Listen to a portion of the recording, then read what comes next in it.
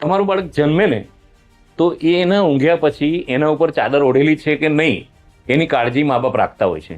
જેમ જેમ મોટું થાય, બાળક બને, યુવાન બને, કિશોર, એ કમાતું થાય ને ત્યાં સુધી બાળક ઊંઘે ને, એ એમનું પોતાનું સંતાન જ્યારે ઊંઘે ને ત્યારે એના ઉપર ચાદર ઓઢાયેલી છે, એને ઠંડી લાગે છે, ગરમી લાગે છે, એને કોઈ તબિયત નરમ તો નથી ને, બહાર ગયો હોય ને તો એ વાહન બરાબર ચલાવે છે, રસ્તામાં ક્યાંક અટવાયો તો નથી ને, 1 મિનિટ મોડું થાય ને તો ચિંતા કરનાર આ મા બાપને મારો એક જ સવાલ છે, માત્ર ને માત્ર પૈસા ખાતર વિદેશ મોકલવું એ ક્યાં સુધી વ્યાજબી?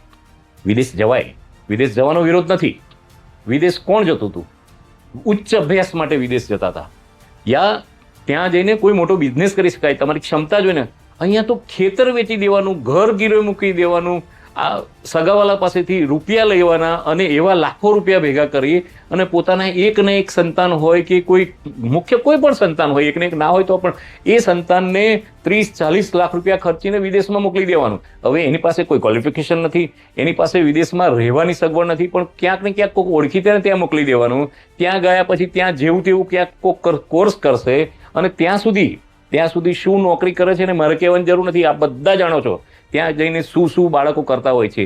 જે બાળકને આપણે અહીંયા ઘરનું કોઈ ટેબલ ઉચકવા નથી દેતા, ત્યાં એ ક્યાં શું કેટલી કેવી મજૂરી કરે છે ને, એ આ દરેક વિદેશ મોકલતા મા બાપોએ વિચારવાની જરૂર છે.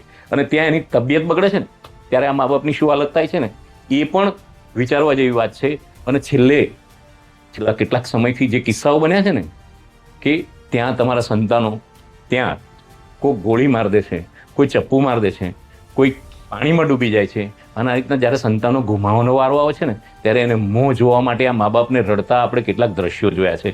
સાચા અર્થની અંદર જોવા જાઓ તો માત્ર ને માત્ર પૈસા કમાવા માટે આવી રીતના વિદેશ મોકલવાનું. વિદેશ જવાય, વિદેશ ના જવાય ના વાત નથી. વિદેશ નોકરી કરવા જવાય, વિદેશ ભણવા જવાય, અને વિદેશ ફેમિલી સાથે રહેવા જવાય. પણ અયોગ્ય આપણી પાસે ભણતર હોય, ભણતર પૂરતું ના હોય અને જેમ તેમ કરીને પેલાનો છોકરો ગયો છે એટલે મારો છોકરો જાય એમ કરીને ધક્કા મારીને જ્યાં તે મોકલવાની, જે વિદેશ મોકલવાની જે એક પ્રકારની અત્યારે રેસ ચાલી રહી છે, એ રેસ પર કંટ્રોલ આવવો જરૂરી છે. ત્યાં ગમે તેવી જગ્યાએ નોકરી કરશે અને ત્યાં એવી જોખમી જગ્યાએ નોકરી કરશે ત્યાં ક્યાંક તમારા બાળકનો જીવ પણ જોખમાય છે. અને એના દાખલા છેલ્લા કેટલાક સમયથી આપણે જોઈ રહ્યા છીએ. શું હાલત થતી હશે એ મા બાપની જ્યારે ત્યાં એના બાળકને મૃત્યુ પછી 20 દિવસે એની ડેડ બોડી જોઈ શકે છે, કે જે અહીં ભારત દેશની અંદર નાનો મોટો ધંધો કરીને કમાઈ શકે એવા છે. એ લોકોએ વિચારવું જોઈએ. વિદેશ મોકલવાની ઘેલછા આટલી હદે ગાણપણ તો ના જ હોય. એની યોગ્યતા પુરવાર કરો. બાળક એની યોગ્યતા હોય, ઉચ્ચ અભ્યાસ કરવાની યોગ્યતા હોય, એ લાયકાત ધરાવતો હોય તો ચોક્કસ વિદેશ મોકલો. વિદેશ જઈને સારું કમાશે અને સારી જગ્યાએ નોકરી કરશે, સેફટી સાથે નોકરી કરશે અને 2-4 વર્ષમાં તમને પણ બોલાવી લેશે. એટલે એવા મા બાપને મારી અપીલ છે, ખરેખર બાળકની યોગ્યતા જોઈ અને એની યોગ્ય જગ્યાએ જ મોકલો. વિદેશ જવાની ખોટું ગાણપણ કરવાની જરૂર નથી.